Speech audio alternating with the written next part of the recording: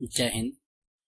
आज की वीडियो में हम बात करेंगे कंपनी के सेटअप के बारे में कि कंपनी में कैसे कंपनी को क्रिएट करते हैं, अल्टर कैसे करते हैं, सर्ट कैसे करते हैं, सेलेक्ट कैसे करते हैं और कंपनी को कैसे डिलीट करते हैं। ठीक है, तो चलिए हम अपने टैली के सॉफ्टवेयर पर चलते हैं। सबसे पहले आपको टैली के सॉफ्टवेयर को ऑन कर लेना है। ऑन करने के बाद जैसे ऑन करेंगे तो देखेंगे यहाँ पर आपके पास स्टार्टअप विंडो आ रहा है, जिसमें आपका यहाँ लिखा हुआ लाइसेंसिंग ऑपरेशन और log in as remote, work in educational mode. तो ध्यान दीजिएगा कि जब भी हम एजुकेशनल मोड यानी कि जब भी हमें काम करना होगा तो हम कहाँ पाएंगे, वर्क इन एजुकेशनल मोड। आपका एक्टिव लाइसेंस और वर्क इन एजुकेशनल मोड में डिफरेंट ये होता है कि एक्टिव लाइसेंस में आपका हर महीने की हर डेट को आप ले सकते हैं इजिली, लेकिन वर्क इन एजुकेशनल मोड में ऐसा नहीं होता है। वर्क इन एजुकेशनल मोड में आपका हमेशा जो डेट देखने को मिलेगा वो 1 अप्रैल ही मिलेगा। उस डेट को आप चेंज कर सकती हैं, यानी कि हर महीने की पहली तारीख ही आप ले सकते हैं। जैसे आज है, मान लीजिए कि 20 मई, तो 20 मई आप वर्क इन एजुकेशनल मोड में नहीं ले सकते हैं। वो जब भी लेंगे तो किस में लेंगे, एक्टिव लाइसेंस में। तो जब भी हमें प्रैक्टिकल करना होगा तो हम अपने ऑप्शंस किस में आएंगे, वर्क इन एजुकेशनल मोड में। और इधर देखेंगे तो आपका W और इसके नीचे एक सिंगल लाइन दिया है, तो ध्यान दीजिएगा कि W इसका शॉर्टकट की है और साथ में जिस भी फंक्शन के नीचे, जिस भी वर्ड के नीचे आपका सिंगल लाइन है तो उसके लिए हम अल्ट बटन का प्रयोग करेंगे, और किसी भी अगर आपको जहां डबल लाइन दिख जाए उसके लिए हम कंट्रोल बटन का प्रयोग करेंगे।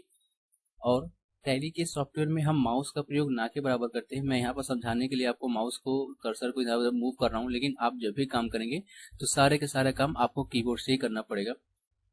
तो हमें वर्क इन एजुकेशन मोड में आने के लिए हमें कीबोर्ड में नेविगेशन बटन में आपका डाउन एरो की दिया गया है, यहाँ से डाउन एरो की प्रेस करके हम आ जाएंगे वर्क इन एजुकेशनल मोड और इंटर।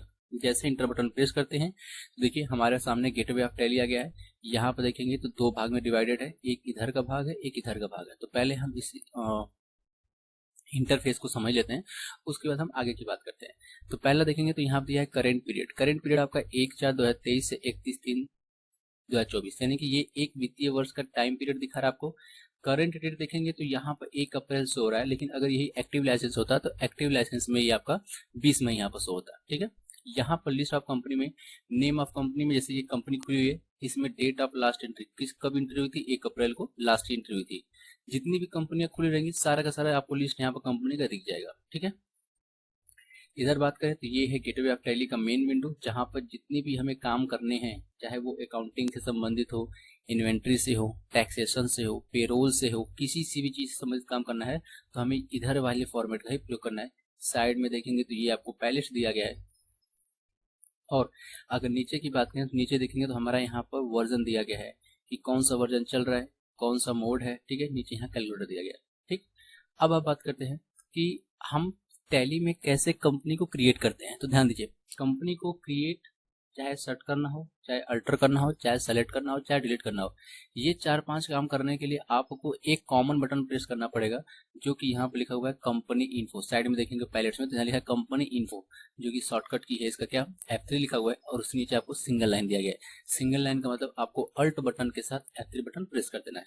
ठीक है, तो जैसे अल्ट प्लस F3 बटन आप प्रेस करेंगे तो देखेंगे यहाँ पर कंपनी इन्फो आ गया। तो यहाँ पर पहले दिया है सेलेक्ट, सर्ट, क्रिएट और अल्टर, हमें यही देखना है।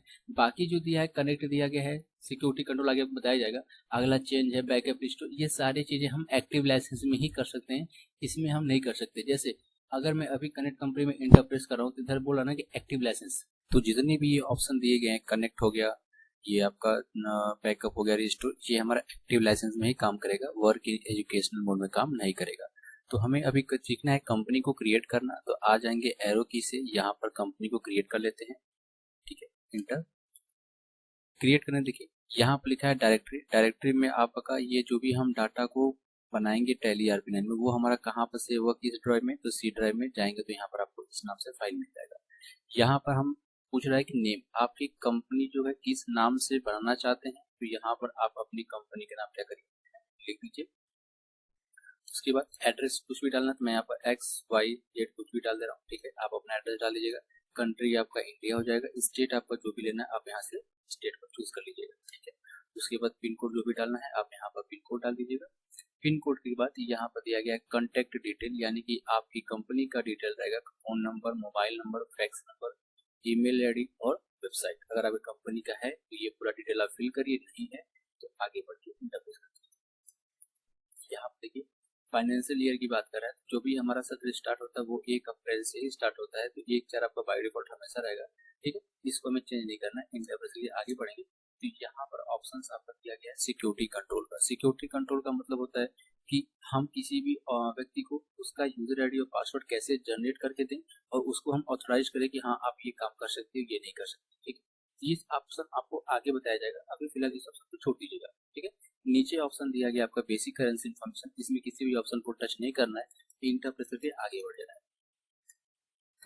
यहाँ पर इंटरप्रेस करते ही आपको एक्सेप्ट लिख देगा, या तो आप इंटरप्रेस करके यहाँ तक नीचे तक आइए, या तो एक बार कंट्रोल ए प्रेस कर देंगे तो ऑल एक्सेप्ट कर लेगा। इंटरप्रेस करके देखिए हमारा डेमो के नाम से कंपनी बन गया, और ये कंपनी नई है, कैसे मालूम चल रहा है, यहाँ पर लिखा हुआ नो वाउचर एंट्री, यानी कि जिस कंपनी के सामने नो वाउचर एंट्री लिखा होगा उसमें कोई भी एंट्री पास नहीं की गई है। लेकिन जो हमारे नीचे कंपनी है यहाँ पर देखेंगे तो 1 अप्रैल यानी कि इसमें कंपनी में कोई एंट्री पास की गई है, ठीक है। अब हमें सीखना है हम किसी भी कंपनी को सर्च कैसे करेंगे।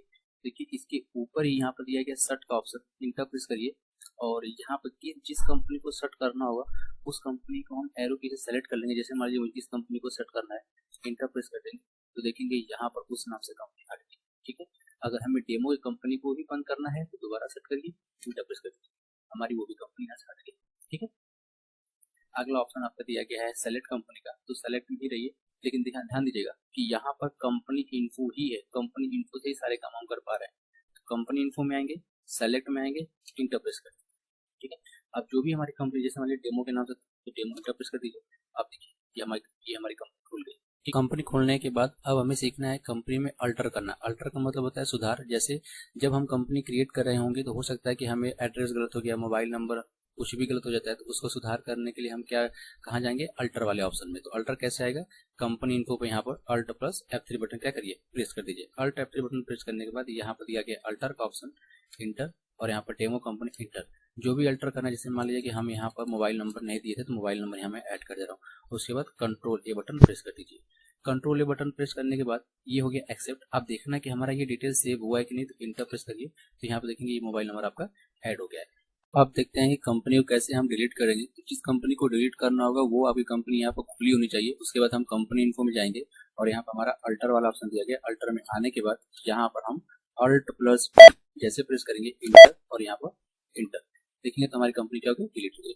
जिस कंपनी को आप एक बार सेट कर देंगे उसको दोबारा आप ओपन कर सकते हैं सेलेक्ट के माध्यम से, लेकिन जिस कंपनी को आप डिलीट कर देंगे वो परमानेंटली ही आपका डिलीट हो जाएगा, दोबारा आप उसको ओपन नहीं कर सकते। तो देखेंगे हमने डेमो वाले कंपनी को डिलीट किया था, तो सेलेक्ट कंपनी में जैसे हम इंटर प्रेस कर रहे हैं तो यहाँ पर हमारे सामने डेमो के नाम से कोई भी कंपनी यहाँ पर दिख नहीं रही। लेकिन जब हमने सर्च किया था तो उसको सेलेक्ट करने के लिए जब आए थे तो यहाँ पर देखे थे तो डेमो के नाम से आपकी कंपनी यहाँ पर शो हो रही थी।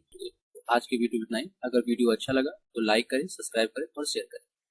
Thank you.